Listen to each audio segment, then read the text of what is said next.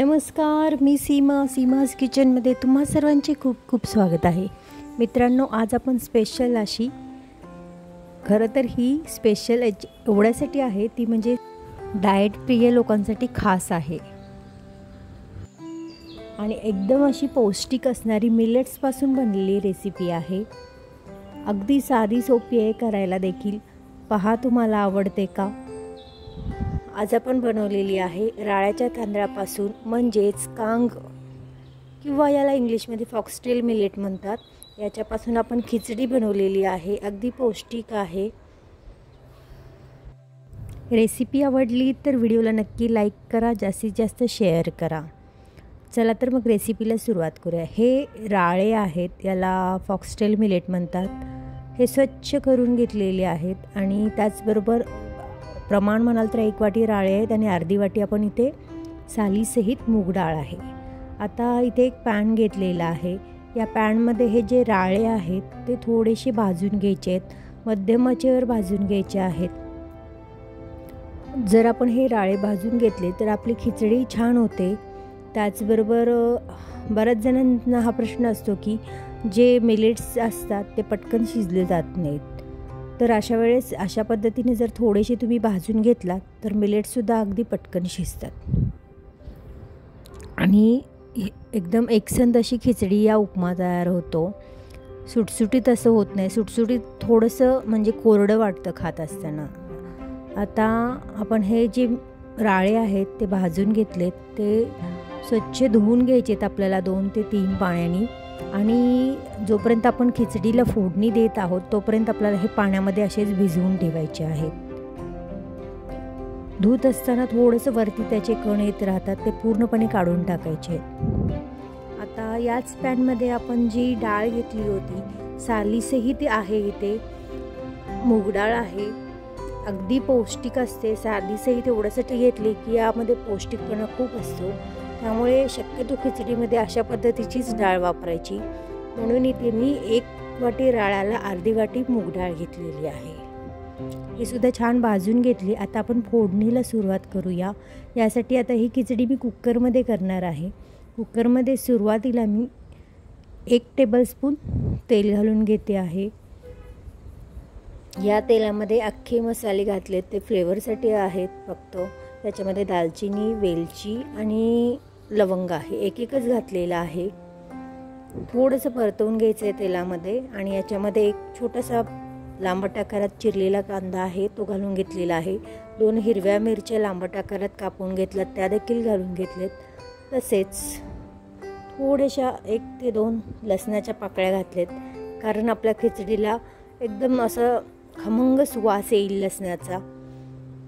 त्यासाठी इथे आपण लसणाचा वापर केलेला आहे. जर तुम्हाला कांदा लसूण घालायचा नसेल तर काही हरकत नाही.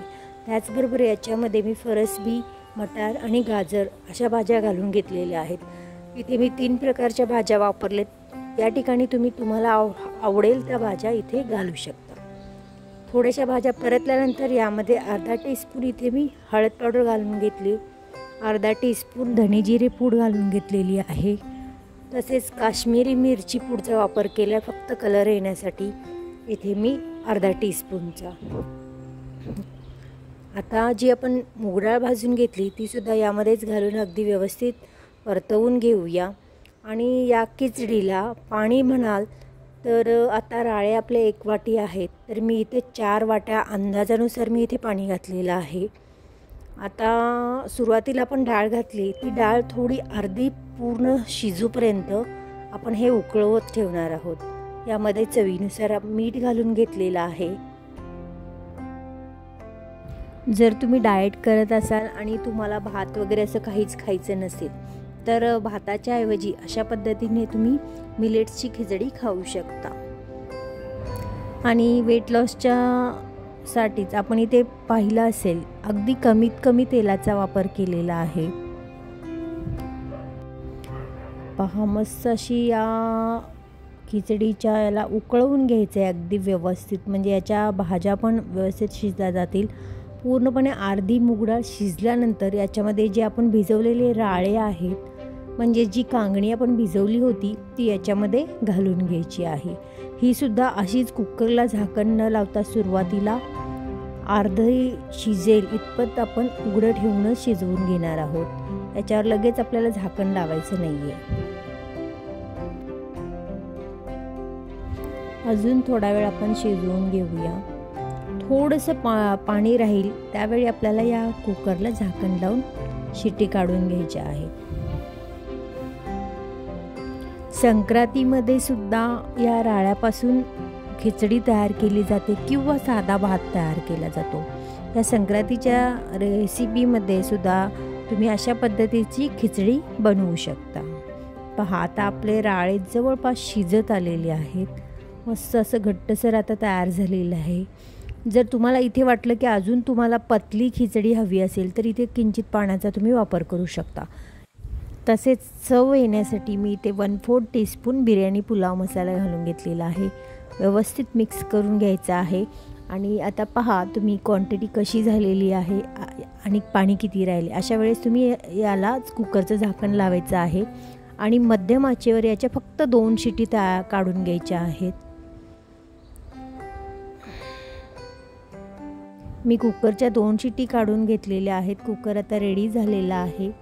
पहिली शिटी ज्यावेळी झाली त्यावेळी कदाचित माझा कॅमेरा बंद होता त्यामुळे तुम्हाला एकच दिसली, पण मी इथे 2 शिटी तयार केलेल्या आहेत. खिचडी पहा किती सुंदर तयार झालेली आहे. अगदी मला जशी हवी होती तशीच खिचडी इथे तयार झालेली आहे. मस्त अशी आणि टेस्टी अशी खिचडी तयार होते. तुम्हीसुद्धा अशा पद्धतीने करून पहा आणि कशी झाली ते मला कमेंटद्वारे कळवायला विसरू नका. त्याचबरोबर माझ्या चॅनलला सबस्क्राईब केले नसेल तर सबस्क्राईब करा आणि रेसिपी आवडली असेल तर व्हिडिओला नक्की लाईक करा.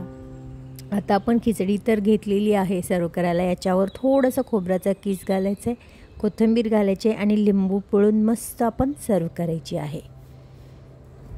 कशी वाटली माझी आजची रेसिपी? जर तुम्हाला आवडली असेल तर व्हिडिओला नक्की लाईक करा, शेअर करा, सबस्क्राईब करा. त्याचबरोबर आपण पुन्हा भेटूया अशाच एखाद्या नवीन रेसिपीसोबत. तोपर्यंत स्वस्त खा, मस्त रहा, नेहमीच आनंदी रहा. रेसिपी पाहिल्याबद्दल तुमचे मनापासून आभार. धन्यवाद.